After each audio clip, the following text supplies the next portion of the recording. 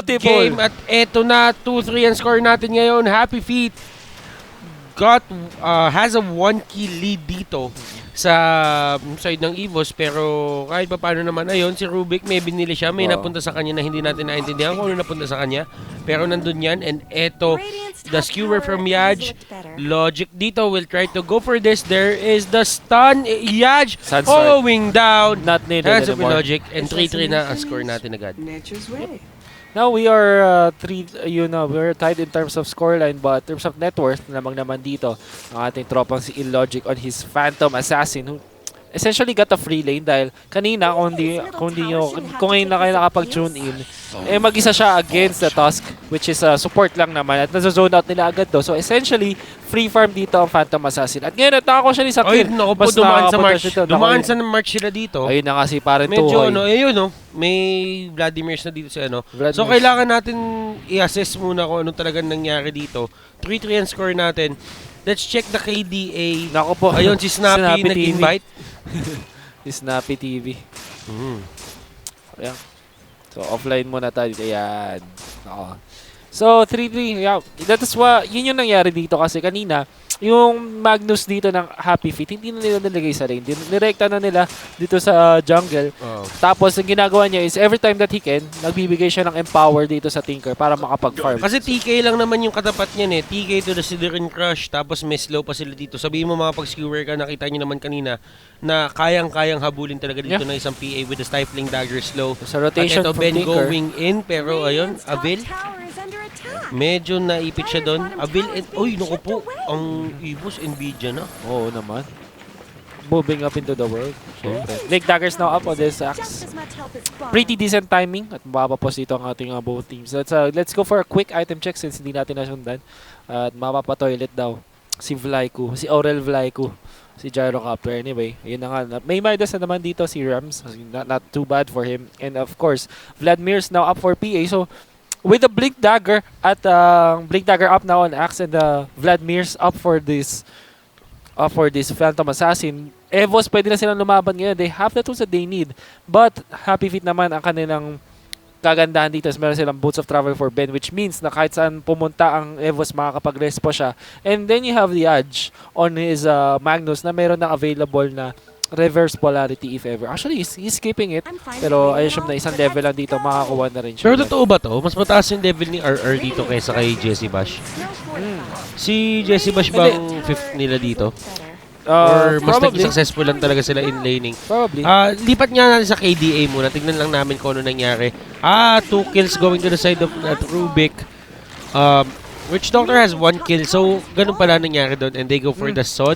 Illogic going in too deep, the RP is thrown. Namalitik siya dito. Oh, the Maledic is there. Ben going in for the laser and the rockets.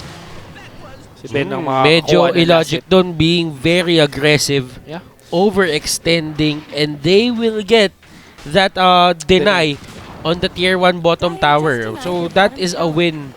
That is a pretty big win for HappyFeet. They get the position 1, and they go for the deny. So, malupit. That's how it goes. Now, Invoker medyo maangat sa Juggernaut natin, pero konting-konti lang naman. But the Juggernaut, yun nga, mayroon na siyang mga items at tinis. He can now actually try to push this. They ask the Yasha, which means a more move speed. There's a dire scan, they won't know. Wala silang mahuli dito, but they can feel na nandito sa vicinity yung isang hero. Maybe the Axe, they know this.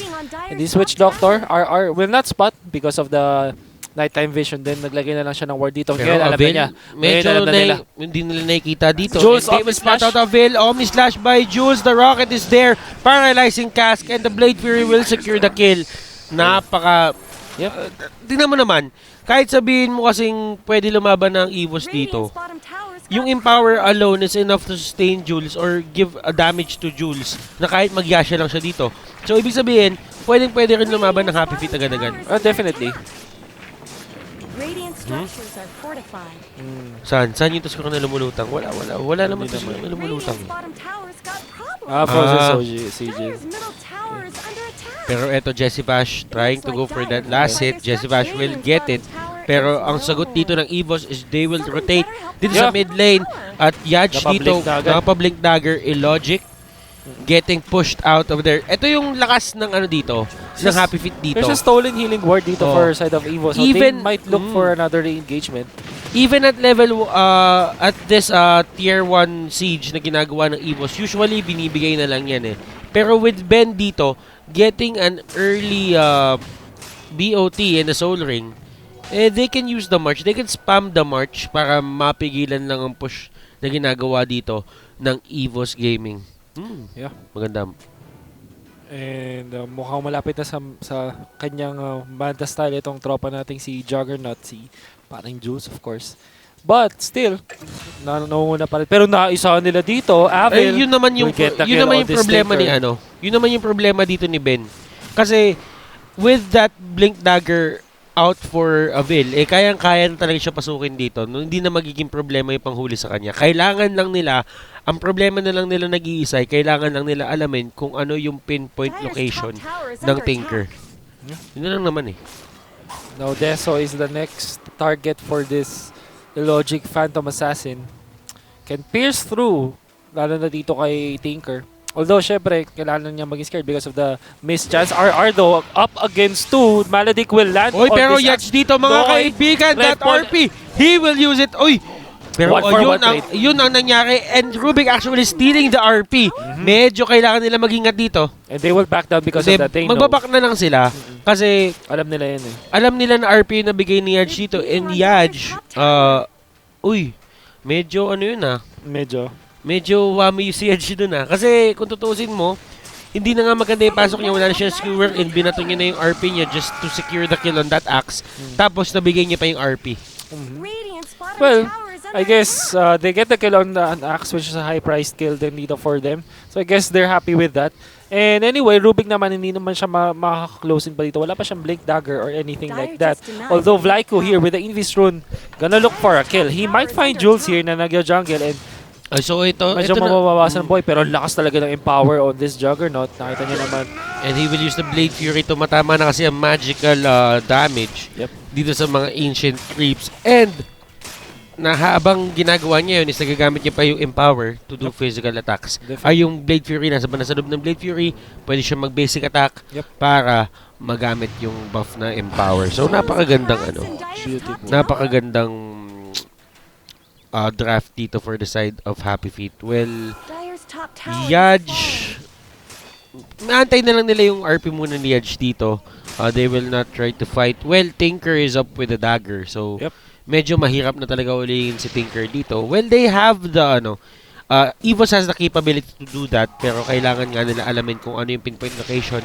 Invoker now is up with that Aghanim Scepter.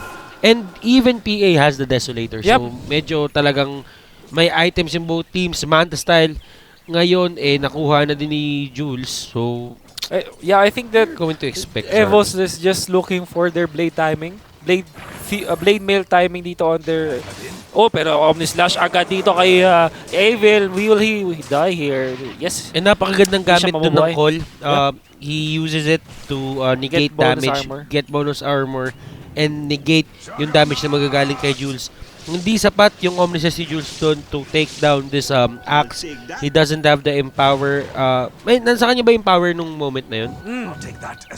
Pero kinulang lang din. Kinulang lang din talaga. Makunat ko na talaga naman si Axe with, I think... Ano yung plus 15? Plus 15 ba yun? Kapag nag-call ka, level 4? 40. 40. Plus 40 armor, Plus 40 pala yun, iniisip ko reactive. Yung armor, yung ba sabi mo plus 15? Plus 40 armor. Yan isang pinaka-ridiculous na armor given. Pero for a short period of time lang naman. Yeah, that negates a lot of damage coming out from Jules. And bukod pa doon, makunat din naman talaga isang axe naturally with his, I think meron na siyang chainmail picked up. If I'm not mistaken. So, makunat ko na din talaga. And of course, mataas yung HP pool. May Ednis dito sa larong to. Mamaya natin gagamitin. Mamaya natin sabihin yan. Game 1 to, parang Warhead Jr. Rams gets a kill on Ben. And alam mo yun, pwede naman talaga mangyari yun. Rams dito, has the access to the tornado, pwede niyang ilagay yan dun sa may mga gilid-gilid, dun sa may punuan, sa tree Nako, line. dito, illogic. Uy, pero illogic dito, that Manta style to stop that but slow coming out from paralyzing Stifling casks, though. Dagger. Okay. Whoa! Dalawa na huli, Slarder pero- going in. Inedisan mga kaibigan si Yaj. Yaj Pero dito, RR. ano ang gagawin mo? Hindi niya alam kung anong gagawin niya. Uy, Blade Fury dito. Oh, Used no. on illogic Chase the and the target. amplify damage. Napakasakit. Oh. Uy, anong ginagawa ni Yaj? Yaj being very undecisive doon. Indecisive pala. Pero ito, nahuli Uy, na naman. naku po. Slardar will catch this Tuskar, pero Tuskar caught by the Berserker's Call, has to turn around. Snowball will not save him there. 3 down on the side of HappyFeet. Wala pa napapatay sa EVOS. Naku And po. Butters, anong nangyari kay parang Yaj natin doon? Ewan ko si Yaj. Kahapon pa natin nakikita yan.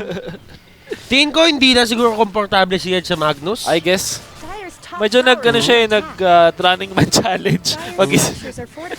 I think he aims for a skewer, but medyo napigilan siya dito with a turn rate as well. Napakagandang pinakita ng EVOS. Well, actually, pwede naman talaga siya mag-RP dun eh. Pero Kung matitripan niya, ako nagsasabi sa'yo ito na, Jules. Manta style out. Uy, Will pero not be yun, caught the by call, he will Berserker's not Call. be caught, pero inedisan siya dito. Inedisan na. Inedisan na yan, pero Na-edisan. ayun. Oh, Jules! Jules going Oh! down! The damage coming out, pero ito, the snowball coming from Jesse Bash. Yaj dito with the perfect skewer, but Aegis is all now, mga besi, hindi nila Wala, di na gano'n. Di na Tapos gagawin. nahuli na dito na Edison at yun na nga, 2 hit lang. Pero grabe nangyari kay paring Jules natin. Even with the items, even with the Manta style, meron na yung coating armor, but yung amplified damage and the crit dito from our PA, si Illogic PA, was enough to actually 2-shot him. Well, sabi natin 3-shot kasi yung Blink Strike kasi instant 2 hits yun And eh. Yaj dito, medyo nagpapanggap na ng shampoo Nagpapanggap na dito. po na parang monkey king lang. But yeah, you won't do anything here. Wala siya rifle actually. Let's see if he's gonna use it. But Illogic, grabe, the damage Malaki output ang from Illogic. kailangan gawin dito ni Yaj. Pero Basher. si Yaj ang medyo nagkakaroon ng problema dito and he will go for that Abyssal Blade almost with the Vanguard and the recipe. Yeah, but the Basher is up. So The Basher is up, so mas magiging mahirap dito. And especially with yung ginagawa si Juggernaut, yung Blade Fury to TP, may chance na silang pigilan yun. Hindi, actually may chance din silang pigilan yun with the Slarder. It's with the Slarder alone. Pero Illogic dito, I think with the damage output na meron sa kanya kasi sino mo mahuli niya sa side ng HF magkakaroon talaga ng problema. Well, Tinker is his Bane dito with the laser, pero kaya kasi kontrolin ng action tsaka ng Invoker Kung hindi talaga mag-step up si Edge dito ng bigla-bigla na makakauli siya sa magandang RP or magiging decisive din siya sa mga gagawin niya, yun yung doon. Actually, ilang beses ginamit yung skewer. Pinilit niya mag-skewer paharap, tapos nung hindi niya na-trip, hindi niya na kinaya, Iba naman. nabaliw na siya, iba na yung pinuntahan niya. Tama ka naman. Very poor decision making from side of of Yaj dito. Blink Dagger ang napili dito ng Invoker. So mayroon siyang additional na response time. At mukhang mababablink na rin dito sa Juggernaut, but he's still too far out. Ito, And they may go nahuli for sila dito. Tuhoy with the Blade but Fury, the the RP. 2-man RP. Perfect Tuhoy timing will go mga down, pero the kaibigan, Sunstrike and the will Sunstrike will hit. That is pure damage. That is not magical. Hindi mabablock yan ng Blade And Fury. Illogic looking for Ben. Taunted mga kaibigan. Illogic with a stifling dagger, and it will be enough to take down that Tinker. That's a very important 3 kills sa side of HF. Lahat ng course nila doon ay napatay ng EVOS. Kapalit lang ang isang support. At dahil dyan, meron silang 10,000 na gold lead. And Sabi ni napakaganda ng pagkagamit ng Invoker dito as well as the Axe. Sabi dito ni yung item choice din ng PA maganda. I agree. With the amplified damage plus the Desolator and the Vladimir's offering, it will give him stats or Additional damage as well. Additional damage as well. Plus yung minus armor Minus pa armor. na nanggagaling sa So hindi lang yung minus armor dito ni Slarder ang kailangan natin isipin. Kailangan nyo din isipin yung kaya gawin ng PA sa inyo kapag nalagyan na kayo ng Desolator debuff dito. So 14-7 ang scoreline natin dito. Again, with the amount of net worth lead that EVOS has right now, they can easily take control of this game. Maybe ang gagawin nila dito is control this dire jungle, katulad nga ng ginagawa nila ngayon. Pinapatay nila, lahat nila ng sources of income ng HappyFeet because this is on their side of the jungle. And then get the jungle for their own. And now they have spotted Jules. But not gonna be forced with it. Alam mo Link kung paano, dagger na Rubik. alam mo kung anong maganda dito sa mga Pro Dota Cup na ganito? Nilalagay sa spotlight yung mga lesser teams na hindi natin madalas nakikita, yung mga nawawala sa kill. Oh, Pero no! the Abyssal Blade on Yaj, he will go down. Rubik Shouldn't have steals trusted that your eyes. Blade Fury. You shouldn't have trusted your eyes, sabi nga dito. Ni Logic PA. Pero grabe yung ginagawa ni PA dito. And I Grabe. think, ngayon na si Yaj medyo tilted na ata yung Oh, kalaban Omnislash. dito. Jules will go in with the Omnislash. Hindi makapag-TP out doon si Rubik. Yeah. And he will just go down. Wala na siyang ka-creep-creep doon. Also getting the diffusal blade up on the Juggernaut. Now, okay, the Dire scan. Alam nila na mayroon tao dito. Perfect scan from the Dire. What will they do with this information though? It looks like they are poising together dito. Pwede sila mag-smoke. Nag-TP na dito ang isang hero nila. That's Tinker. Actually, now they are moving towards this Paano top kaya, side of no? the map. Kung maagaw pa ni, Rubik, yung Yung power. Empower. Hindi sumabog na talaga sila dito. Ewan ko na lang. Pray for Jules. Machakit. Pray for Jules. Pray for Jules. Let's go for an item check. Madami nang tatanong ng item dito sa chat. So, ayan. Yaj dito with the Shadow Amulet. He's gonna go for that silver Shadow Blade. Jules, Diffusal, Manta. Pretty standard. Aether Lens is up for Ben. That will help him deal plus 8. Yung may 8% spell amplification yan. So, it's very good against the lineup of EVOS kasi meron nga silang null field coming out from the Rubik na nagtatanggal ng spell damage ng yung nagdadagdag na magic resistance sa mga kampi niya. I-logic dito with the Abyssal Blade. Ayun, Walrus Punch. EVOS, Slardar going in. Yaj dito pumasok sa sariling Eye Shard. Pero okay lang yan. Okay lang yan. Okay Nakuha lang nila yan. yung Nakuha nila yung kill on that Slardar. It's a support Slardar.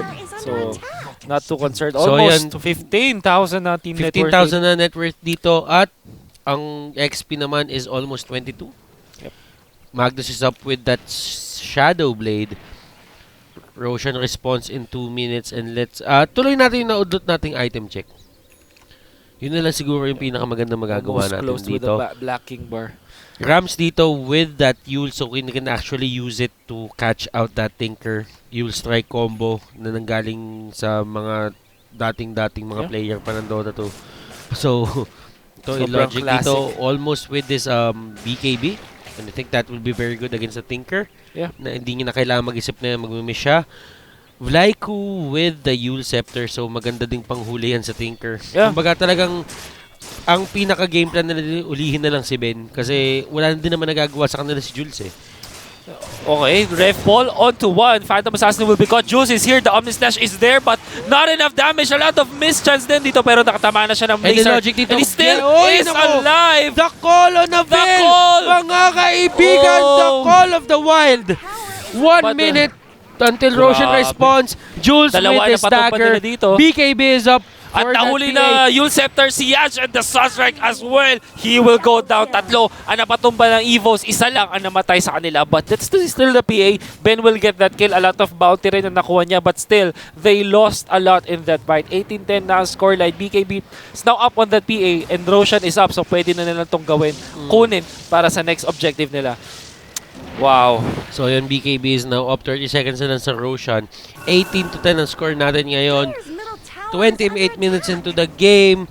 Rams dito and the crew will try to go for that Tier 3 tower. Tier 3 tower. Avail.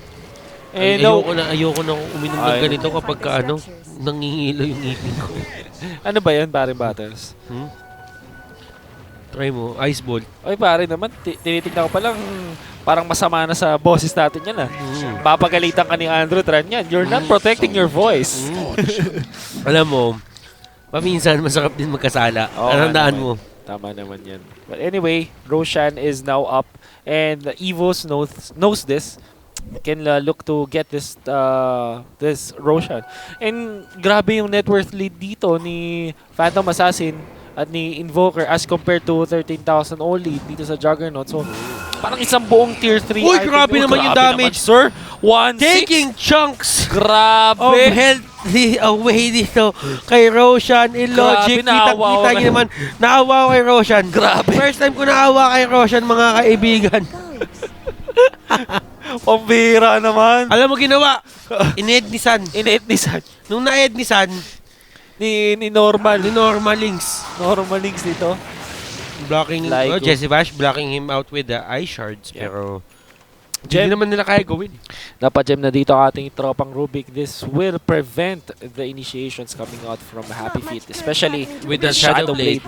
pick up. And dito plus, sa Magnus. yung factor pa na kaya nila kontrolin na talaga yung mapa even without using sentries. Hindi na nila kailangan alamin kung ano yung pinpoint location dito ng mga wards na malalaman mo kung sa galawan na ginagawa, and Ben will get caught out again. Oh no, that's a very important kill. Although meron siyang buyback dito, pero Witch Doctor will be caught. The Stolen Blade Fury and RR will go down from this PA.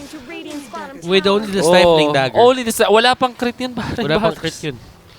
And ito Grabe yung naman. pinagkaiba, mga kaibigan. He is level 23, 30 Oo. minutes into the game. Ang damage niya dito is 128 plus 127. Hindi pa natin Ito, nahuli na si Jesse Bash with the crit! Coup de grace, mga kaibigan. 1,097 na napabuyback dito si Jules, but there are only 2 alive. May buyback na ibang hero. Yaj! Naku naman! No. Alam mo, Yaj, pero yung Jules dito, last ditch effort, mga Bessie. He will go for the shrine, pero will it be enough to compensate the damage? Look at disgusting damage, mga kaibigan. Oh, it's a blink out para makapag-snowball. The baits are real. The call is there. The tornado as well, pero ito wala siyang buhay. And he will go down, but Ben will get the return frag dito. But will it be enough? Ben, cold snap, right click, and Ben will go down with the Fade Bolt coming from Tuhoy. Napabayabak na dito si Ben, but it definitely won't be enough. Wala na tinatapos. Ito na. The blink in from this PA, the bash, the buyback, Abyss of the Blade. dieback is there, pero eto, no! Oh my goodness! Kung hindi ka pa mapa-GG doon, ewan ko na lang. Ito ang sinasabi natin doon. Ano yan? Tenup. Tenup. Tenup. Tenup. Tenup talaga, mga Bessie. Kasaw.